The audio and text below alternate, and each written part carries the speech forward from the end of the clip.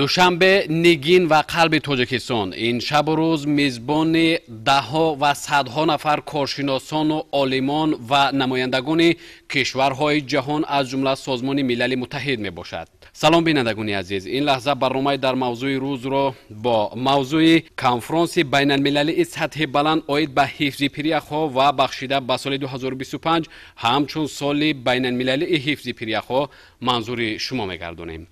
برای مطرح و شرح بیشتر این موضوع به برنامه دعوت کردیم استادان دانشگاه دولتی باختر به نام ناصر خسرو، سعیدچای سفرخان و سهراب یوسفوف.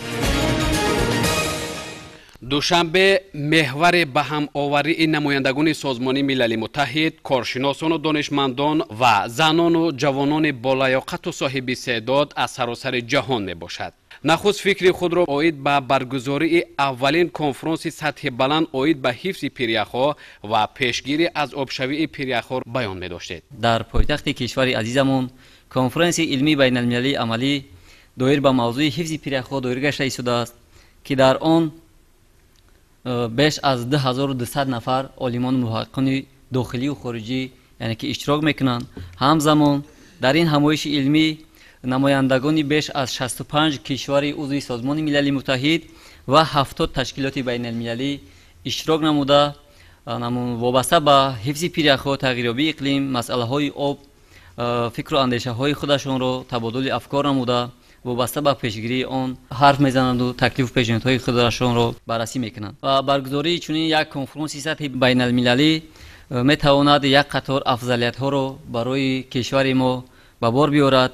مثلا یکی از افضلیت هایی که این کنفرانس در جمهوری تاجیکستان یعنی که برگزار گشته شده است، این تحکیم موقع تاجیکستان در سطح بین المللی است و برگزاری این کنفرانس همین موقع تاجیکستان را در حل مسئله های گلوبالی باز هم بلندتر میبردارد. و این چنین ما هنگام برگزاری این کنفرانس میتوانیم که دقت عالمان، متخصصان و محققان داخلی و خارجی را روی یک میز جمع آوریم و وابسته به مسئله های تغییریابی اقلیم، حفظ پریخ‌ها یعنی که فکر و اندیشه های آنها را بگیریم و آن تکلیف و پیشنهادها و اختیارات های نوینی که وابسته به همین سمت دارند پیشکش همگان گردانیم. و دیگر افضلیت برگزاری در آن است که آن مشکلات هایی که در ساحه آب است، در ساحه های نگهداری آب است وابسته به حفظ پریخ‌ها است، ما میتوانیم که توصیه های آنها را گرفته جهت حفظ این ثروت های طبیعی یک معلومات های دقیق را توسط شبکه‌های تلویزیونی، اخبار عامه، روزنامه و مجله ها پیشکش اهالی گردانیم که این میتواند باعث بلند برداشتن معرفت اکولوژی اهالی گردد که در نتیجه ما میتوانیم که مشکلات هایی که امروز وابسته به تغییریابی اقلیم، وابسته به مسئله های آب، وابسته به حفظ پریخ‌ها هست، ما آن را دسترسی مردم کرده این مشکلات رو زینه به زینه، مرحله به مرحله برطرف نماییم. باید قید کرد که اساساً برگزار نمودن یک کنفرانس در دل تاجیکستان، مثلا در جمهوری تاجیکستان، این پیش از همه جلب توجه بین المللی به موضوع مذکور می باشد که می تواند که در آینده یعنی برای پیشگیری اون بسیار یک زمینه بزرگ، یک زمینه خوبی رو براه ماند. دومین این می تواند که نفوذ تاجیکستان را در عرصه بین المللی همچون کشوری تشبثکار، همچون کشوری گومانیست یعنی انسان دوست که می تواند برای آینده انسانیت 5 تشبث پیشنهاد کرده است نشان دهد. و دیگر میتواند که آگاهی را در خود داخل تاجیکستان زیادتر کند که میتوانند که علاقه خود مردم تاجیکستان عاید به همین مسئله آگاهی زیادتر پیدا کنند. این چنین برگزاری چنین کنفرانس ها میتواند برای رشد اقتصادی تاجیکستان، مخصوصا رشد اینفراستراکچورهای سیاحی مخصوصا تاجیکستان، خصوصا شهر دوشنبه بسیار یک تکان جدی میبخشد. 29 مای بعد تشریف نمایندگان سازمان ملل متحد و کشورهای جهان، وزیر کارهای خارجه جمهوری تاجیکستان با نمایندگان سازمان ملل متحد و یک چند کشورها با تاریخ چرخبال از وضع کنونی پریخ کلانترین منطقه یعنی که ونجیخ دیدن نمودند. واقعا هم ونجیخ بزرگترین پریخ درکوهی در جهان بوده در کتاب رکوردهای زمین داخل شده است. мехостем аз вазъи кунунии ин пирях ба бинандагон маълумот медодед. воқеан ҳам имрӯз ҷумҳурии тоҷикистон чӣ гуне ки ба ҳамагон маълум аст 93 ҳиссаи онро кӯҳҳо ташкил метиҳанд ва дар қуллаҳои баландкӯҳи ҷумҳурии тоҷикистон пиряхҳои мухталиф бо иқтидорҳои гуногун яъне ки обҳо захира доранд ва яке аз пиряхҳои калонтарини ҷумҳурии тоҷикистон пештара пиряхи Федченко ва имрӯз номи он ба ванҷах яъне ки иваз карда шудааст. яке аз пиряхҳои калонтарини тоҷикистон аст ва вобаста ба ҳолати имрӯзаи ин пирях ҳамиро қайд карданем ки имрӯз мутахассисони соҳавӣ аллакай аз ҳолати имрӯзаи он ки тавассути чархбол дида намуданд пешниҳод карданд ки беш аз 1 километри сатҳи оби ин пирях аллакай коҳиш ёфтааст. агар мо инро соддатар карда фаҳмонем яъне ки 1 километр коҳиш ёфтан ин чӣ маъно дорад? фарз кардем ки агар ҳамин ҷо соҳили ҳамин пирях бошад мо 1 километри дигар ба пеш баъд ҳаракат кардем ки имрӯз ба соҳили ин пирях мерасем.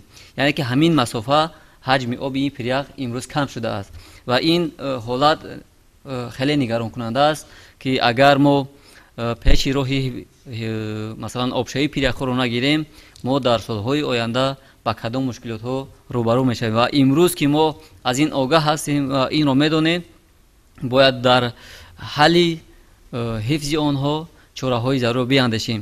рӯи як миз ҷамъ омадани олимони муҳаққиқони соҳавӣ ба мо имконият медиҳад ки пеши роҳи ин мушкилотро бигирем. дар баргузор намудани аламин чунин конференсҳои сатҳи байналмилалӣ ин масъалаҳоро баррасӣ кунем, зеро обшавии пиряхҳо на танҳо ба Тоҷикистон хисорот мерасонад, балки ба давлатҳои осиёи марказӣ низ таъсири манфии худашонро бевосита мерасонад, зеро 60 ҳиссаи оби ошомидании давлатҳои осиёи марказиро маҳз пиряхҳои Тоҷикистон ташкил метиҳанд. ва барои ҳамин бояд олимону муҳаққиқони масалан давлатҳои осиёи марказӣ дар ин масъала бетафовут набошанд, зеро вақте ки пиряхҳои Тоҷикистон об шуд, норасоии об на танҳо дар Тоҷикистон балки бештар таъсири манфии он ба давлатҳои осиёи марказӣ мерасад. чунки барои мо ҳангоме ки аз ҳисоби норасоии оби ошомиданӣ мо танқисӣ накашем, моро зарур аст ки ба бунёди обанборҳо яъне ки рӯи кор бигирем ва барои аҳолии худ як қисмати оби заруриро яъне ки захира кунем.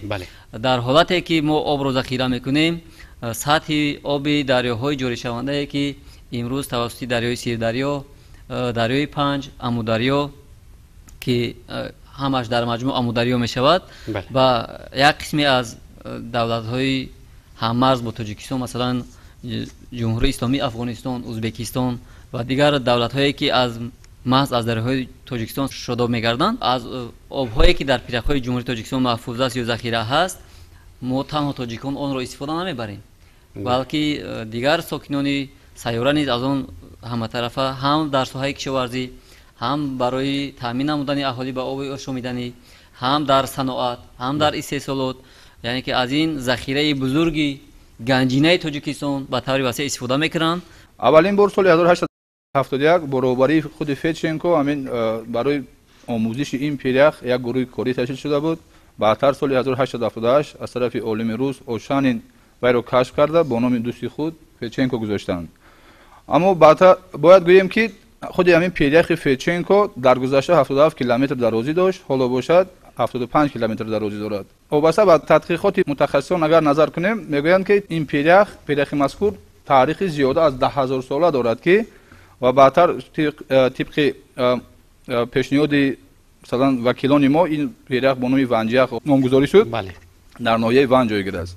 воқеан пиряхҳо ганҷинаи обҳои соф на танҳо дар Тоҷикистон, балки дар тамоми ҷаҳон ба шумор мераванд.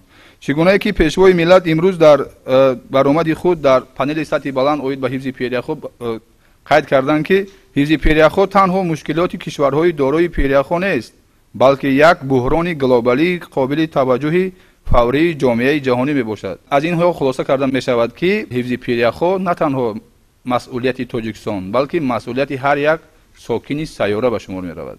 در دایره برگزاری کنفرانس سطح بین‌المللی اوید به حفظ پریخ‌ها در شهر دوشنبه فوروم جوانان نیز برگزار گردید که در آن زیاده از 100 نفر جوانان بالیاقت و صاحب استعداد از کشورهای جهان اشتراک نمودند. نظر شما همچون آموزگار جوان وابسته به نقش و سهم جوانان در پیشگیری از آبشوی پریخ‌ها و تغییریابی اقلیم و مطابق شوی به این تغییریابی چگونه که در تمام سخنرانی‌های اساسگزار صلح و وحدت ملی پیشوای معظم ملت محترم امام علی رحمان ابراز می‌گردد که جوانان نیروی سازنده و بنیادکارانه دولت و ملت به حساب می‌روند.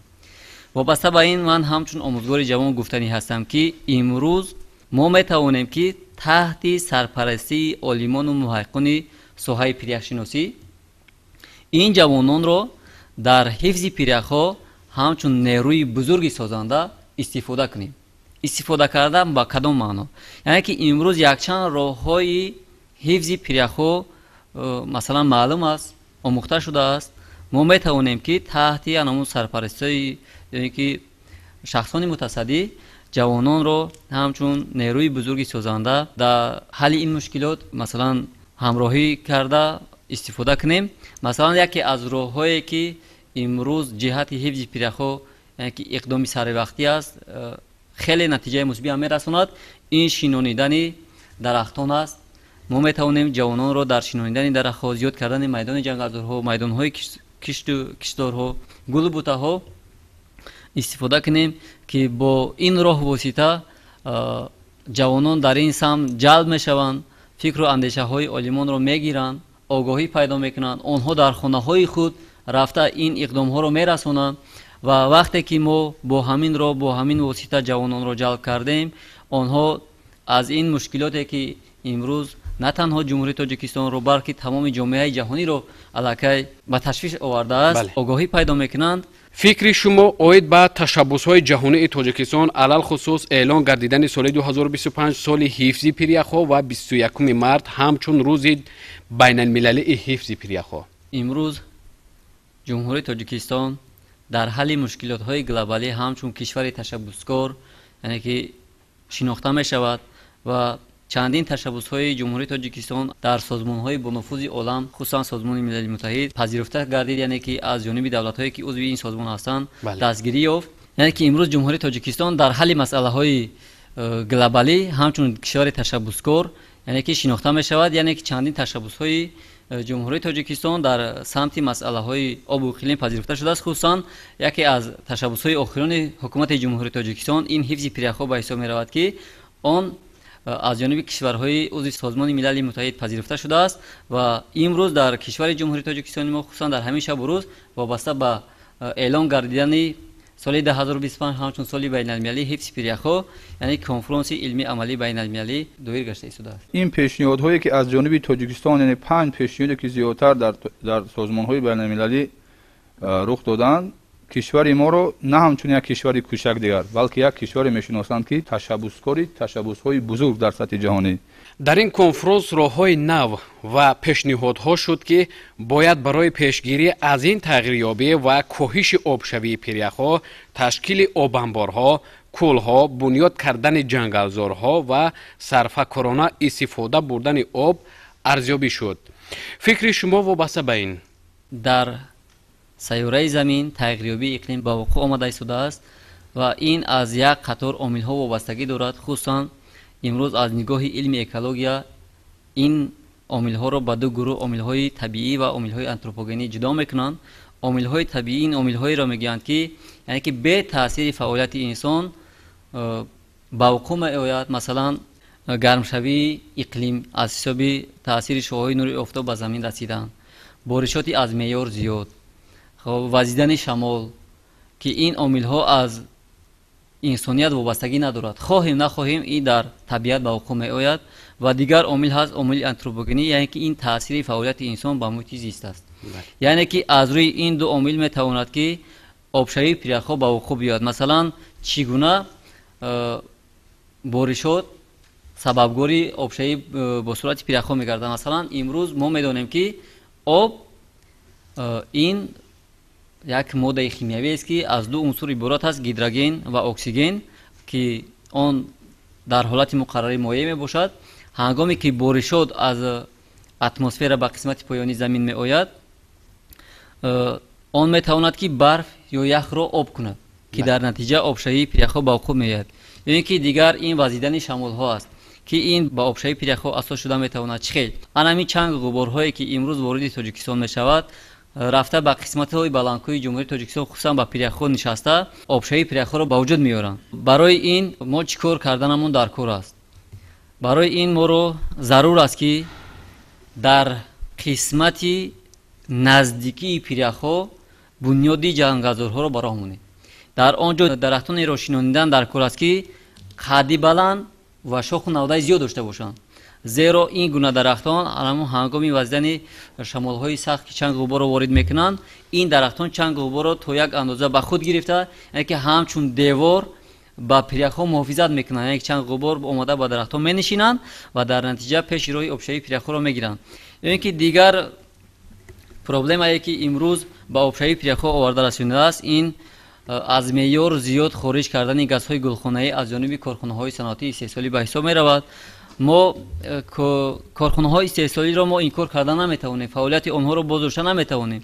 зеро имрӯз шумораи аҳолӣ дар сайёраи замин зиёд шуда истодааст ва мо наметавонем ки тамоми аҳолиро ба молу маҳсулоти табиӣ таъмин кунем. барои ин бунёди корхонаҳои истеҳсолӣ ба мо зарур аст, яъне ки барои таъмин кардани маводҳои ғизоӣ, моддаҳои хӯрокборӣ, маслан омода кардани ашёҳои рӯзгор, мошин, нақлиёт, дигар соҳаҳое ки имрӯз корхонаҳои истеҳсолӣ рӯи кор доранд, онҳо дар раванди фаъолияташон аз навъҳои сӯзишвории ангишт, газҳои табиӣ истифода мекунанд, ки ҳангоми сӯзиши ин гуна маҳсулот, хусусан маҳсулотҳои нафтӣ, ҳиссаи зиёди гази карбонат ба атмосфера пардохт карда мешавад, ки анамин номувозинатии газҳои гулхонаиву гази атмосферӣ ба гармшавии иқлим оварда мерасонад, ки дар натиҷа ба обшавии пиряхҳо сабаб мешавад.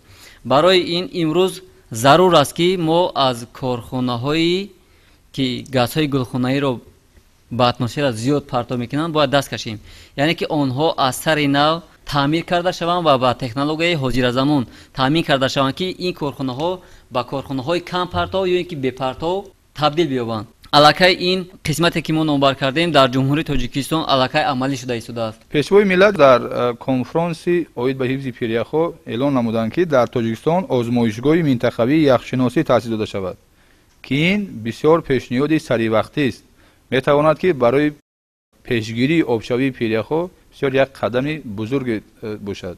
инчунин барои пешгирии пиряхҳо чӣ гуна устод қайд карданд, шинондани дарахтон на танҳо дар наздикии худи пиряхҳо, балки дар тамоми ҳудуди тоҷикистон, балки дар минтақа низ ба роҳ монда шавад. ин беҳтарин роҳ барои ҳифзи пиряхҳои тоҷикистону минтақа ба шумор меравад. тағйирёбии иқлиме ки имрӯз сокинони кишвари тоҷикистон ва минтақаро то ҳадде ба ташвиш овардааст, аллакай паёмадҳои нохуши худро аллакай расонидааст. ин танҳо бар якчанд кишварҳои минтақа таъсири худро мерасонад ва ё ин ки ба мардуми сайёра дар умум? дар ҳақиқат имрӯз обшавии пиряхҳо як мушкилоти давр аст. дар ҳақиқат ин масъала нигаронкунанда аст, зеро обшавии пиряхҳо ба як қатор паёмадҳои нохуш оварда мерасонанд. масалан аз ҳисоби обшавӣ бо сурати пиряхҳо оби сатҳи дарёҳо зиёд гардида, ки дар натиҷа омадани сел, хамидани тармаҳо, вайрон кардани пулку пурукҳо, роҳҳо, манзилҳои истиқоматии инсонҳо, зери об мудани майдонҳои киште ки аз он мардум рӯзгори худашонро пеш мебаранд аз байн меравад. ҳатто чандин нафарон метавонад ки ҷони худашонро аз даст битиҳанд. ва обшавии пиряхҳо яъне ки на танҳо барои мо тоҷикиён таъсири манфӣ мерасонад, балки обшавии пиряхҳо ба тамоми сайёра таъсири бади худашро мерасонад, зеро ки дар он давлатҳое ки пиряхҳо қарор доранд ва аз ҳисобе ки онҳо об шуда аз байн бираванд, агар на танҳо дар ҳамон кишвар балки дар тамоми сайёра аллакай мушкилоти об, норасоии об ба мардум рӯбаро мешавад. ва имрӯз аллакай ки ҳоло пиряхҳо он қадар об шуда аз байн нарафтаанд, як қисми зиёди давлатҳои африқо аз ҳисоби норасоии оби ошомиданӣ танқисӣ мекашанд. ҳамагӣ 3% обе ки дар кураи замин ҳаст, 3% آبی آشامیدنی است. باقی مونده همش آبهای کل بحرها را تشکیل می‌دهد که آب شور هستند و انسان‌ها از آن استعمال کردن نمی‌توانند. و پیره‌ها که امروز همچون منبع اساسی آبی آشامیدنی حفظ و ذخیره کرده می‌شوند، باید که انمون امروز مشکلاتی که از سبب گرمشوی اقلیم آبشوی پیره‌ها را به وجود آورده است، باید که در این ما بی‌تفاوت نباشیم، بی‌طرف نباشیم. برای حفظ آنها ما باید که تمام کوشش و زحمت‌های خودمون رو برای بمونیم. بیشتر با علم آموزی، کسب از خود کنی، با عملی ساختن هدف و پیشنهادهای عالمان متخصصان صحوی، یعنی که دسترسی پیدا کرده با آن با گفته‌های آنها عمل کنیم. واقعا تلفات پیره‌ها نه تنها به میراث طبیعی ما، بلکه به حیات میلیون‌ها نفر در منطقه تهدید می‌کند. چگونه؟ یعنی که همین آبشوی پیره‌ها چی با آمدن سیل‌ها، چی از بین بردن مثلا تغییریابی اقلیم، واقعا استاد قید کردن 71% کره زمین رو آب تشکیل می‌دهد. اما همه آنها آب‌های شور یعنی اقیانوس‌ها هستند. فقط از اینها 2.5 یا که 2.5% تا 3% کره زمین رو آب نوشابه تشکیل می‌دهند که اکثریت آنها آب‌های پیره‌ها هستند که آنها تنها در آرکتیکا و در انتارکتیدا اینچنین در بعضی کشورهای کوهی جهان مخصوصا در تاجیکستان کلانترین چگونه که در واقع قید کردیم کلانترین پیره‌ی خشکی در جهان ونجاق میباشد جایگیرند. پیره‌ها واقعا میتواند که حیات میلیون ها نفر رو در سیاره زمین نجات دهند. مثلا در افریقا که زیاده از قریب 1.5 میلیارد آدم زندگی میکنند، زیاده از 1.2 میلیارد آنها از بی‌آبی اذیت میکشند که این مثال یک فاجعه انسانی به شمار میرود و حفظ پیره‌ها برای تامین آنها به آب تازه آشامیدنی بسیار سری وقتی است. ما با برگزاری چنین کنفرانس‌های سطح بین‌المللی می‌توانیم به هدف‌های اصلی خود، یعنی که پیشگیری از آبشوی پیره‌ها نائل شویم در آینده. ما توسط برگزار نمودن چنین کنفرانس‌های سطح بین‌المللی شامل گردیدن به اتحادهای بین‌المللی، مثلا امروز یکی از اتحادهای بین‌المللی که وابسته به حفظ پیره‌ها سر و کار میگیرد، در آن بیش از 6000 عالمان محققان صحوی کار فعالیت میکنند، از جمله عالمان محققان صحوی بخش علم‌های طبیعی. بله. این اتحاد بین‌المللی حفظ طبیعت و ذخیره‌های طبیعی میباشد که آخر ماه دکامبر با فرمان پرزیدنت جمهوری تاجیکستان عضو این اتحادیه گردید و این اتحادیه 6000 عالم محقق را گرد آورده است. پیوسته فکر و اندیشه و ملاحظه و اختراعات آنها را میگیرد و در عمل ساختن فکر و اندیشه های آنها محض باز یک قسمت اتحادیه این تامین کردن لایحه ها با مبلغ است که این اتحادیه باید عملی کرده شوند و محض با دستگیری نام عالمان محققان صحوی خصوصا دولت های خارجی ما میتوانیم که همین مشکلات هایی که امروز پیش ما با آن روبرو شده ایم آن را آهسته آهسته از بین ببریم. بینندگان عزیز، این لحظه ما صحبت داشتیم با استادان دانشگاه دولتی باختر به نام ناصر خسرو، سعیدشاه سفرخان و سهراب یوسفو. شما را برای یک صحبت صمیمی خوش آمدید میگوییم و بینندگان عزیز بعد این ترتیب رسیدیم به پایان برنامه. سربلند و خون آباد باشید.